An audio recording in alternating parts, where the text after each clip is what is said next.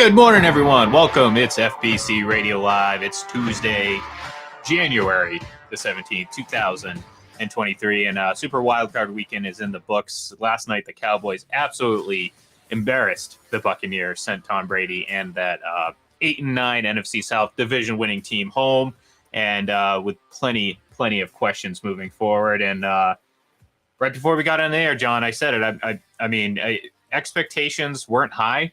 I mean, I picked the Buccaneers to win this game, but the confidence level was not there. And last night was a prime example as to why, because this team did not show up. They looked horribly unprepared. And just like a team that, and I tweeted it last night, they did their best, their best opportunity to honor Ryan Jensen was to all play like it was their first snaps of the season. And that's what it looked like last night. Yeah, like they were playing on ACL tears or whatever injury he was dealing with. And kudos to him to rush back to get back for that playoff game, because that's normally a, 10, 12-month recovery. And here he is 6 months later trying to get out there and gut it out. But Dallas is a better team. I think we all agreed on that going in. They went 12-5 in a much more competitive division.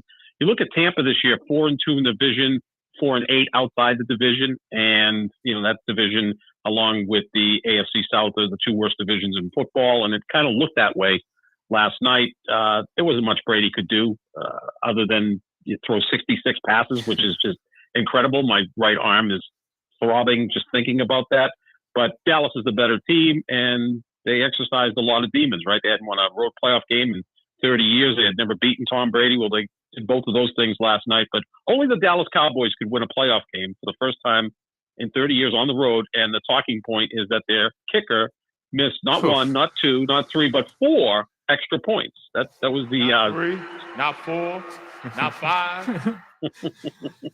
Always have that ready to go. Just ready to go, just in case an occasion calls for it. Yeah, and look, I mean, that's I don't know what as far as I know, Maher is a relatively pretty good kicker, so I don't know if he was injured, banged up, but yeah, that was a bad look, and maybe lent those of us rooting for the Buccaneers to win yesterday's game lent us a little bit more hope than we probably should have. But look, the reality of it is they looked like they hadn't practiced all week. They looked like a team that did not deserve whatsoever to essentially take week 18 off, especially Mike Evans, who, I don't know, John. He just doesn't seem like he gives a bleep half the time.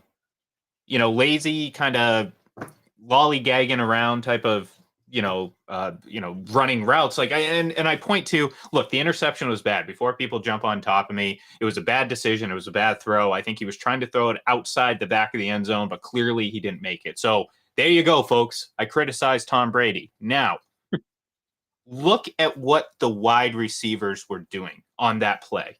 You had 2 guys literally run almost right into each other. Mike Evans, I don't know what he was doing. He kind of like half ran and then just kind of jogged into the middle of the field. And you had a concentration of every single Bucs skill player within like 6 yards of each other. And I'm sitting here thinking, like, this is a professional organization in the playoffs right now. And you're playing like you've never played football before, or you just have not studied any film, done any preparation whatsoever. It was pathetic. Yeah, I mean, the field is 160 feet wide for a reason. Like, utilize as much as you can. Mm-hmm. And this is something I saw with the Packers this year, and quite frankly with the Patriots as well. All 3 teams, it seemed like oftentimes on pass plays, there weren't really coherent route combinations, right? It would be, like you said, wide receivers standing next to each other. That can't be the way it was drawn up right on the chalkboard, because I could defend 2 wide receivers at that point. Well, maybe I couldn't. I'm almost 60 years old, but you get the point. Like a competent defensive back has 2 wide receivers standing next to him. Well, I can kind of cover these guys. They're going to throw it and I can just deflect it, whatever the case may be. So that's not good. I mean, the route combinations are horrible.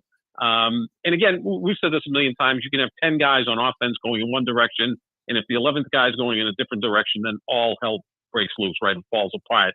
And, Mike Evans, I think he's a really good receiver, but we've seen this from Randy Moss on down. A lot of these bigger, talented wide receivers, sometimes they kind of disappear for a quarter, or if the play is not going to be intended for them, they kind of go through the motions, which is hurtful to the team because the idea is that you want the defense to at least think that the pass could go to them, right? Well, so they have to defend them. If they're not running their route properly, the defense can say, well, that guy's not really in the play, so we're not too concerned with him. Well, there was one route, and I think whoever was doing the broadcast, Aikman, pointed it out, where he asked, what was Evans doing, where he started to cut in and then just kind of wandered. You know what I mean? And then it ended up being an incomplete pass. Towards the end of the half, you have 5 seconds. Here's the thing, and I don't know if this was completely on Evans, but I think you have to have a little bit more self-awareness, regardless of what the coaches call. But you have 5 seconds left in the half. You have no timeouts.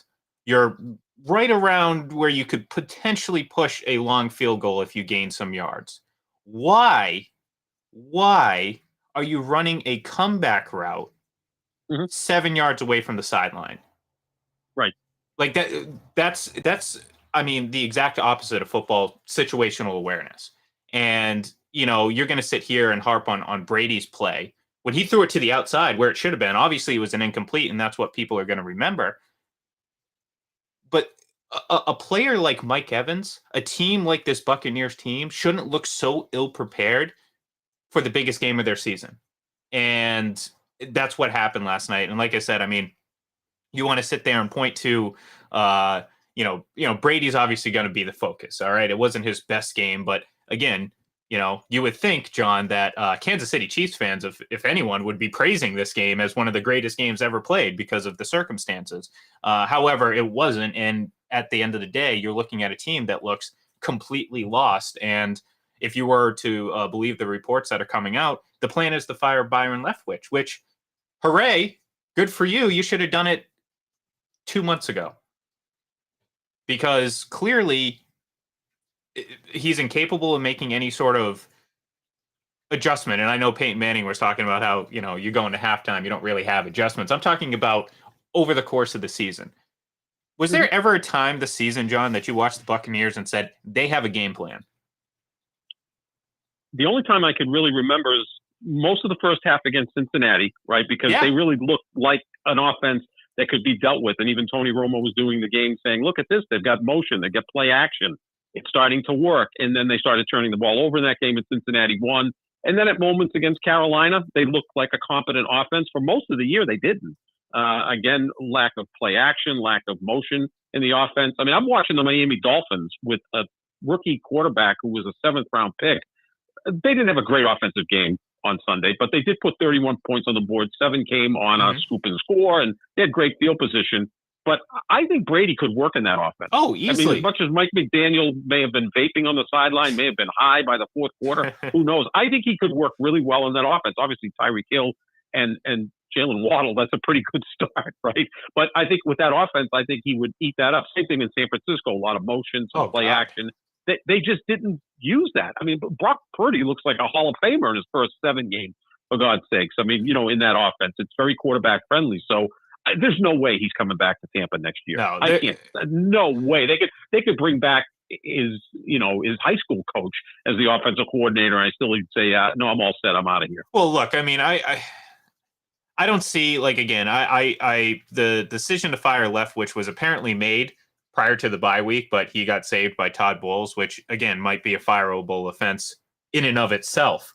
Like, if the Buccaneers are looking to move on and fix what's wrong, you need to clean house. I mean, we've seen over the course of this entire season, this coaching staff is incapable of not only making adjustments game to game, but being aware. I mean, let's go back to earlier in the season with the the smirking laughter, when presented with the fact that, hey, when you run the ball early on in these downs, you're very unsuccessful. And Byron Leftwich kind of just laughing it off like it's not a big deal. Well, no, it is a big deal. Okay. Like, that's an issue. It's been an issue all season. I mean, they haven't had a run game. It's not like they abandoned the run. They just didn't have one yesterday.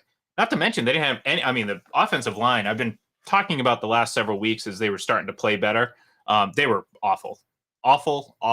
I mean, there was, I think there was one time where, like, I think all in one motion, Brady received the ball and then didn't even get a chance to, like, take a step back before he had to throw it away and get sacked. You know what I'm saying? So, like, yes, is it, I'm not going to sit here and do what Kansas City Chiefs fans sit there and do and say this was a great game. No, he didn't have a great game. It's fine. But if you're going to sit here and tell me that like they're the reason that he lost or he's the reason they lost, then I'm going to tell you you're out of your mind, because you can sit there and nitpick certain things and push your agenda. But the reality of it is this team was just bad across the board. I mean, at one point, John, they let up 4 straight touchdown drives. Mm-hmm. Where's the defense? Todd Bowles, you're a defensive coach. You can't even put together a some semblance of a game plan that makes sense. I mean, think about this, John. Where's the I'm moving back to the Buccaneers offense because I kind of forgot to prove a point. What's the Cowboys' weakness on defense? Defending down the field. Yeah, I mean, I think you can throw against them. I mean, they do have a really good pass rush. I think you can throw against them. I mean, Trayvon Diggs, I like him a lot, but he's a trick-or-treat cornerback, so you would think he could kind of pick on him a little bit. But especially Dallas recently, the last month of the season, their defense was not very good. So you could have taken advantage of that. And but they got some pieces back. No, they didn't. Not at all. That wasn't even in the game plan until the second half when they were down late. And then all of a sudden you start pushing the ball and you're doing this like little hurry up offense. You're like, oh, okay, things are working. Well, surprise, surprise. How do you negate a bad pass rush when you don't have the appropriate protection? Well, you got to mix the plays up.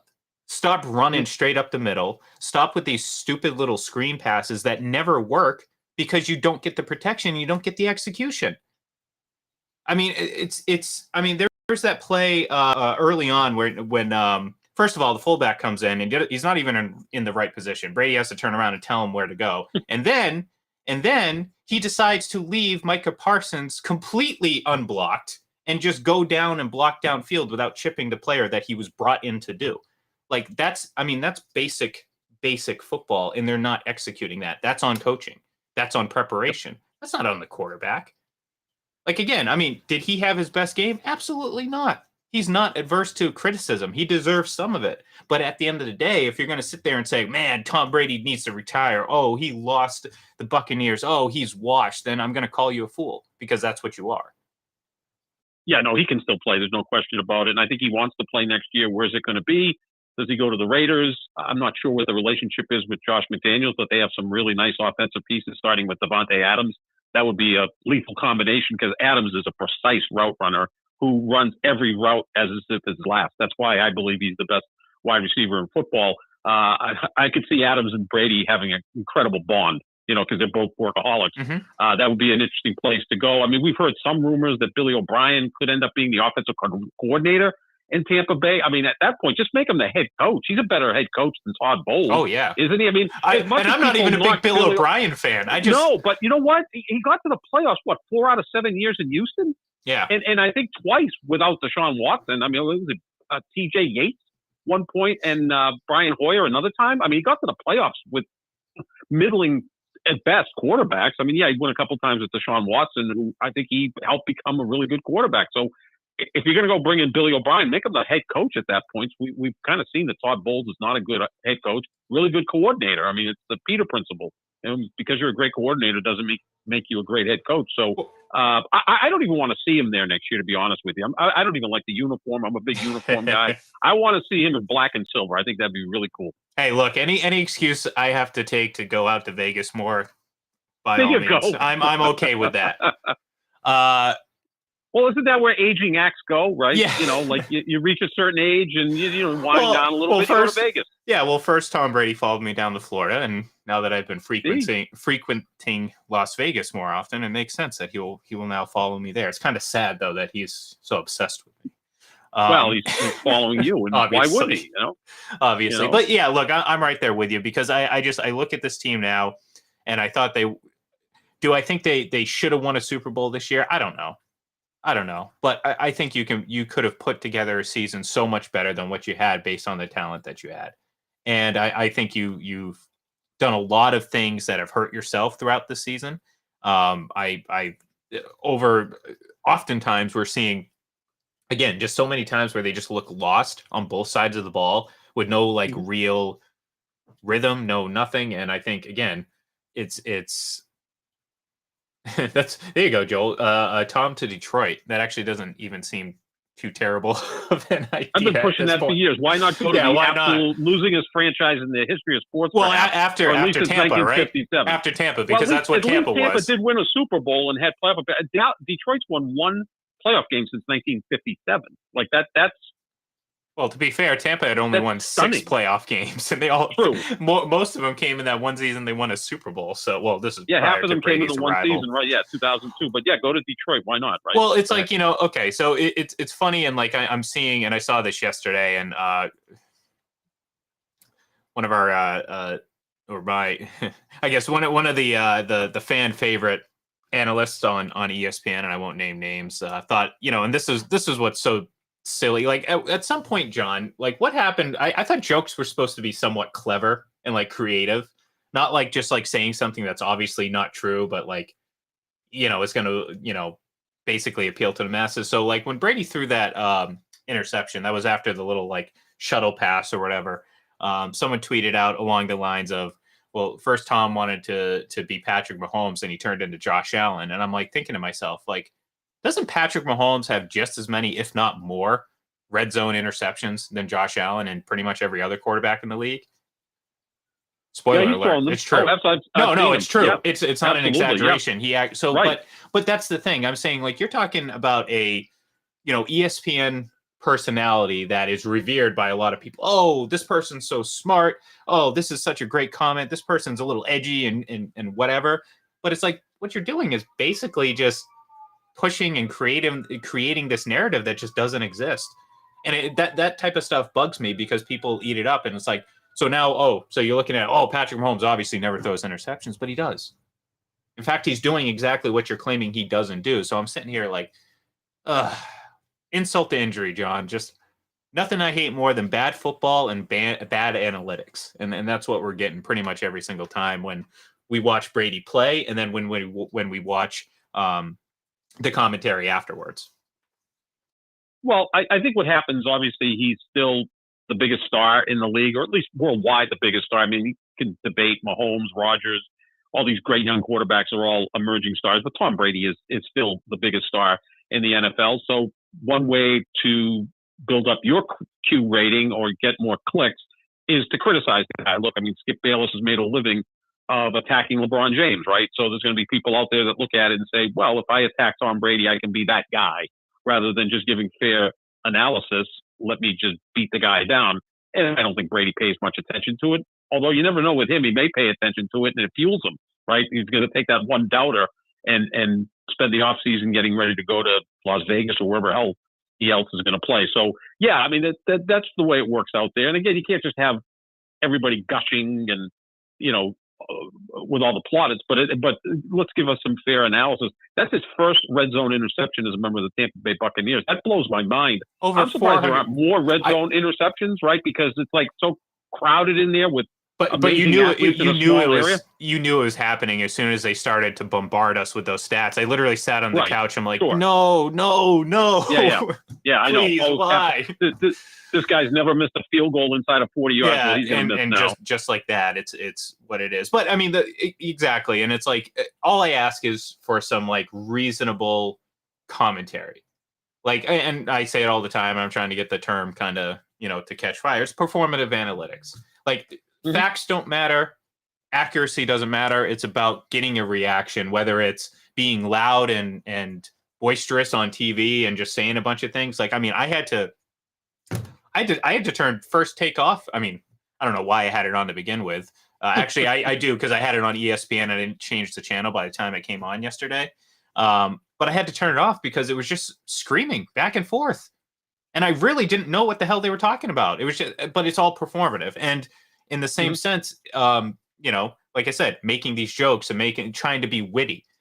Like, that's the thing. People are like, oh, that's such a burn. You got him. Oh, you didn't go. Oh, you went there. I can't believe, that type of reaction. Like, oh my God, you're so edgy. I'm trying not to say the person's name because I'm not trying to, pinpoint one person, but that's the reaction people get when in reality, all you're saying is like, you know what I mean? It's like you're just making up a narrative, and it's like, to me, that's not clever. That's not what joking is. Like, if you're gonna make a clever joke, then be clever about it. Don't just like create your own fiction and then make your joke based on that, because that's not funny. Yeah, I mean, I follow the NFL, I follow the NBA probably even closer, and like Tim Legler to me is like one of the very best analysts in all of basketball, and he's kind of on the B team or the C team at ESPN when it comes to maybe pregame or halftime.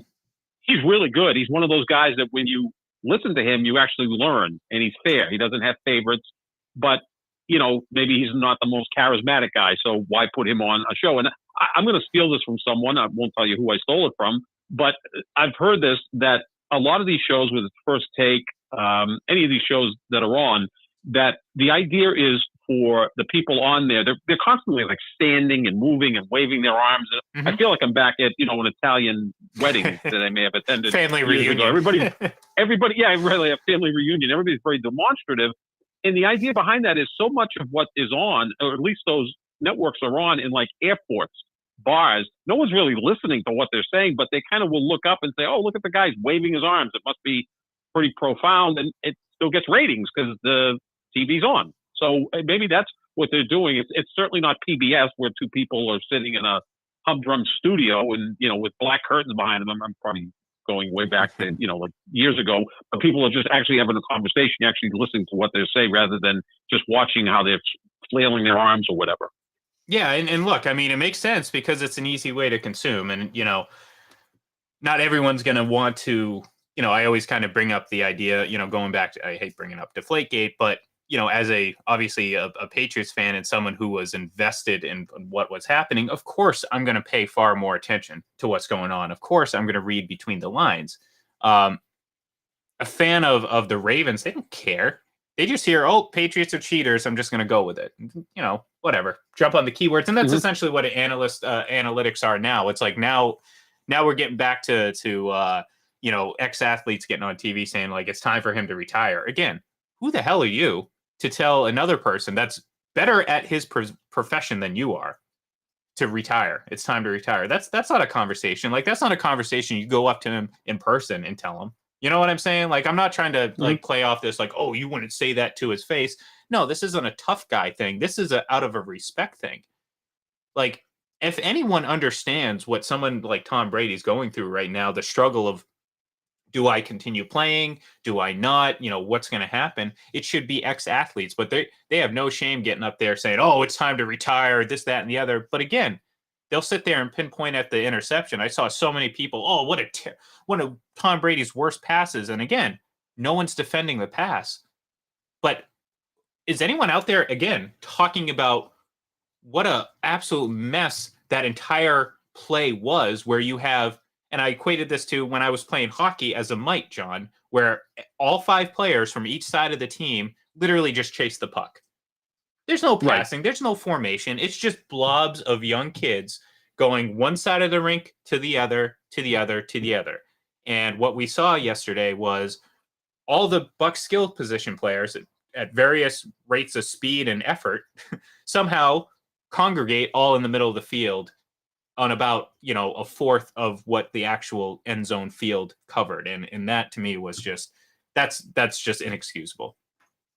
Yeah, I don't get it. And I see more of it in the NFL. Like I said, I've seen it with the Packers a lot, the Patriots, Tampa. I mean, probably the 3 teams I watch more than any other. I mean, I watch as many games as possible. But yeah, you could just see these route combinations that don't get people open. I mean, then you see really creative offenses. Like I'm watching San Francisco, and Deebo Samuel, who's an elite receiver, is wide open somehow, because obviously that's a creative offense led by a really good offensive coach in Kyle Shanahan. And next thing you know, Brock Purdy's playing, pitch and catch with Deebo Samuel, who then just takes it 50 yards down the sideline for a touchdown. And like, where's the defense? Well, the offense created a situation where they got the wide receiver open. We used to see that all the time with Brady and Josh McDaniels. Like other teams would say, why can't we cover these guys? But the scheme was so airtight and so precise that you'd get Julian Edelman or Rob Gronkowski or whoever open, and it made the offense that much easier for Tom Brady to deal with. Now he's being asked to carry the offense, from the huddle on out and try to almost pull off miracles. Again, there's no way that that's drawn up that way. Someone was off board with that, and maybe 2 wide receivers were off board, and it leads to an interception. Yeah, and it's like, again, I mean, if that was the design, and then I don't know, but you go back to that, if you remember the throw to Cameron Brate in quadruple coverage. Look, throwing to Cameron Brate when he's wide open is risk enough, let alone in quadruple coverage. But if you watch that play unfold, it looked like him and Mike Evans were running to the same exact spot. Right. And like if you're Tom Brady, you're rolling out. First of all, you roll out to the right and you have no routes going to the right. They all go to the left. What kind of play design is that? So not only do you have that, now you have a situation where your two biggest targets are both literally in the same line running to the same section of the field in the back corner. So you're limiting the area in which you can throw the ball. Not to mention, it's like the MVP voting. We talk about it all the time. Is one player going to kind of, are they going to split the vote? Well, Mike Evans and Cameron Brate split the route, and it led to almost a near disaster. And it's again, I'm looking at that, and that's why I said yesterday, it looks like they hadn't practiced, and people have said, well, they haven't looked good all year. I'm like, I understand. That's why this is even more alarming, because based on what they've looked like all season, last night was even worse. Even worse, John. Oh. They really didn't start putting points on the board till the game was over, so it wasn't like they were competitive at any point. So, yeah, it was frustrating to watch. And, again, I'm all in favor of him getting the hell out of Tampa. No offense. But I want to see him elsewhere, and I think he'll play next year. I hope he plays next year. Why not? I'm sure like Tony Romo and Troy Aikman, who praise Brady as much as anyone else, and for good reason, they would have loved to have played longer in their careers, right? But Aikman was dealing with multiple concussions, and Romo had some concussion issues, but also severe back issues. I'm sure they would have liked to have played a few more years, and every chance you get that opportunity to play, go ahead and do it. Who's he harming? He's still a top quarterback. Is he the best quarterback in football now? No, but I wouldn't bet against him in most situations. So go ahead and play, find a new place to go, whether it's, I don't know, Miami, the Jets, the Raiders, pick a place. I think there's still plenty of suitors out there for him. I think he could still play for another 2 years. Well, and that's the thing, John. And as much as people will sit there and point to Ryan Clark or Shannon Sharp. For God's sakes, the guy sits there and says he's not a hater. It's like, no, you are. I don't know if it's legit or not, but you are. It's either part of your shtick or you actually feel this way. It's okay. Everyone sees it for what it is. You're not like this, purveyor of objectivity. This has been kind of your shtick since you've been on Undisputed. So, like, NFL teams don't listen to those people. You know what I mean? They're not. No. Well, the Colts might.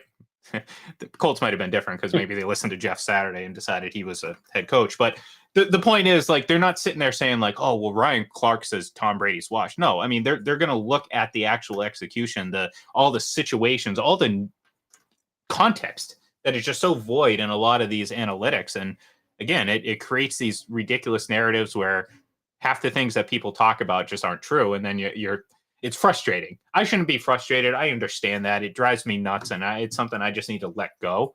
But at the same time, it's just, to me, I can't let go of just unabashed lie telling, like, just, we will say whatever we want because it doesn't matter. Even if you get called out, it doesn't matter. Well, again, with a lot of these shows, getting called out is actually a good thing because that means you're getting some traction, right? I don't think people realize how few people watch these shows because we watch them, we talk about them, we have all of that content that they present. But for the most part, I think First Take, Get Up, they get about maybe 1 million viewers a day. I know the shows on Fox Sports 1 get about 300 to 400,000. In the grand scheme of things, that's not a lot of people, but again, it correlates with people on Twitter, unfortunately. Exactly. It's exactly it. You just nailed it. Yeah. It's like, in a sense, it's almost like politics, although, the political networks do get more viewers. Yeah. Everyone's kind of interested in that stuff. Not everybody's interested in football. I still am amazed that only a third of the country watches the Super Bowl. Like, everybody I know watches the Super Bowl, but apparently 2/3 of the country doesn't watch the Super Bowl. But that just shows you that the people have different interests. So, but what they do is a lot of the way that these guys get a lot of traction is, major sports talk radio shows come back from breaks with comments from Skip Bayless or Shannon Sharp or Colin Cowherd or Stephen A. Smith or whoever. That's where they get a lot of traction. I had a friend of mine who worked at one of the sports stations in town say they probably get more ears listening to our shows when we play their cuts than actually people watching them on their network, and he's not far off on that. So that's what they do. And when are they going to play your cuts? When you say kind of crazy things, you're not going to be a measured 45-second cut that really doesn't move the needle. Say something crazy, and people react to it. Yeah, and look, I mean that's the nature of what the business is now. It doesn't mean I have to like it, and that's my biggest problem. So like, I get up there and I'm often I guess misunderstood because like, people tend to put a lot of words in my mouth. You're the James Dean. You're the James Yes. Dean of sports talk. Yes, thank you. I like that. That's incredibly an old good reference. looking. I mean, stylish. Yeah, suave. You got a leather jacket. You got a cigarette hanging from your mouth. Yeah, I like that. A rebel with a cause. My ego just grew 3 times today. Well, but that's what I'm here for. Yeah. Better that than my heart, because that would be a problem. True. Anyone ever think about that? Like the Grinch is like, oh, his heart grew 3 sizes that day. It's like, well, he should be going to the hospital if that's the case. I mean, that's not good at all. But okay, let's move past my terrible jokes. But yeah, I just, it drives me nuts because I've said it before and I'll say it again. I think it's creating just this generation of awful fans. There's no like, and I feel like there's no coming back from it. You know what I mean? Like everyone's victimized, everyone's this, everyone's that. It's just I can't deal with it. And again, the inaccuracy of so many of the conversations that are had on a daily basis is just, it's maybe call me a little old fashioned, but I feel like the integrity of the profession has certainly the standard has slipped quite a bit when it comes to truth telling and just accuracy, because again, that doesn't get clicks necessarily. What gets clicks Doesn't this happen with the AB comparisons? Like, LeBron, Michael Jordan, that's the biggest debate in the NBA, and Belichick, Brady. Because you think Brady was more responsible for the 6 Super Bowls doesn't make you think that Bill Belichick is an awful coach. No. Because you think LeBron is the greatest player ever doesn't make you have to say that Michael Jordan is a terrible player. I think LeBron's 1, Jordan's 2, go at it as much as you want. But what happens is in these discussions, because people can't get into nuance really, or facts or whatever, it's too difficult. Just bash some other guy, so that's what happens.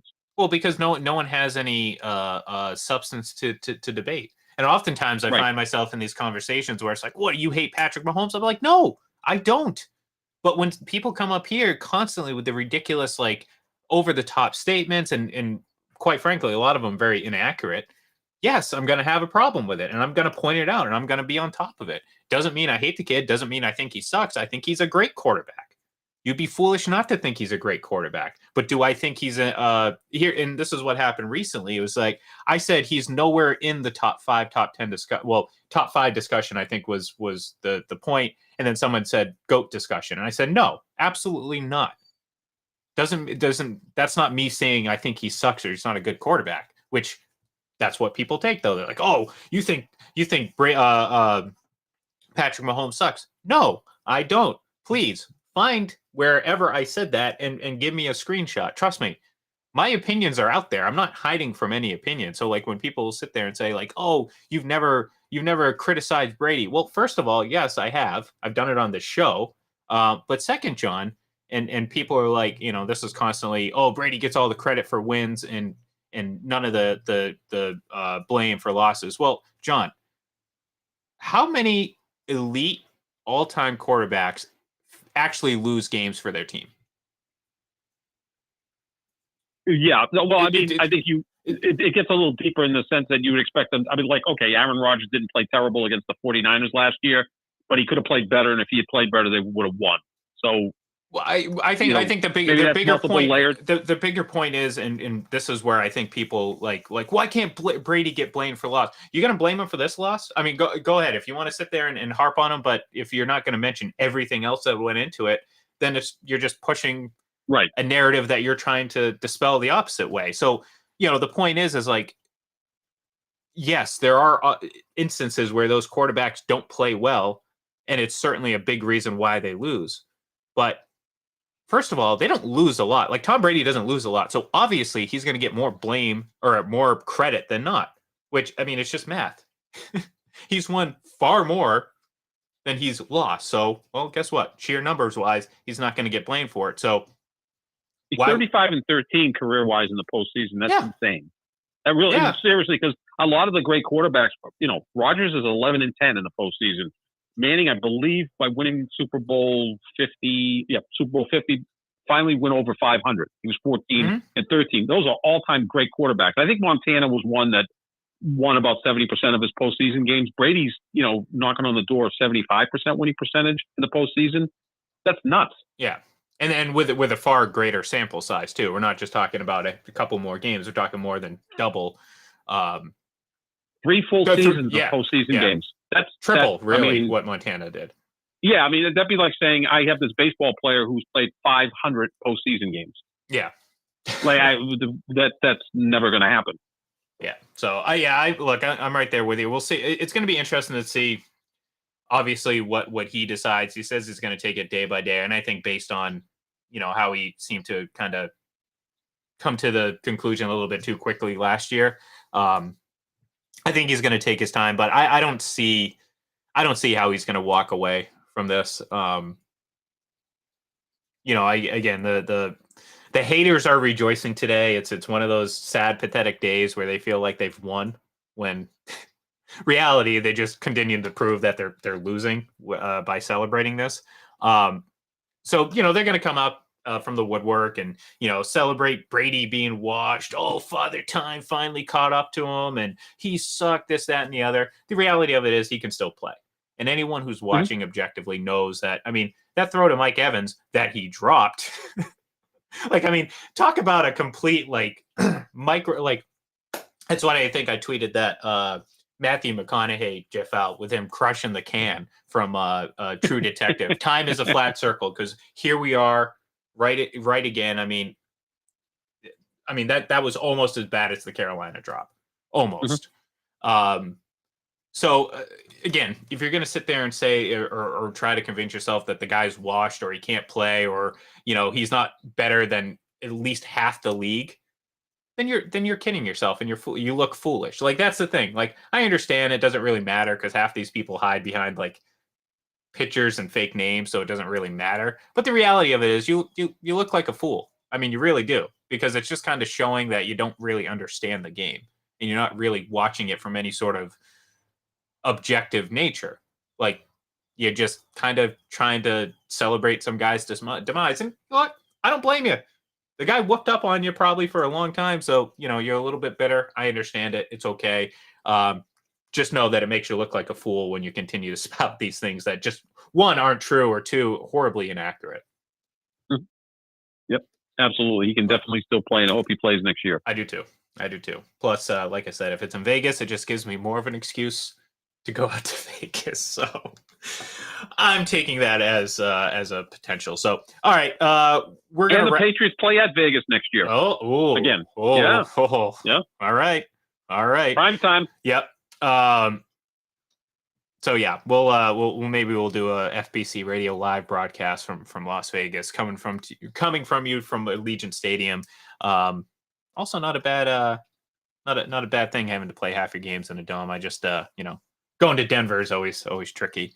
But anyways, we're gonna wrap it up here today. Tune in on Thursday as we kind of really shift gears towards divisional round weekend this weekend, as obviously all the matchups are set, and I think there's potential to have some really good weekend of football coming up. So so be sure to tune in on Thursday. We will be back. We'll start talking about that. So in the meantime, give us a follow on Twitter at FPC Radio Live. And of course, head over to fullpresscoverage.com to check out all the latest and greatest. So thank you, everyone, and we will talk to you then.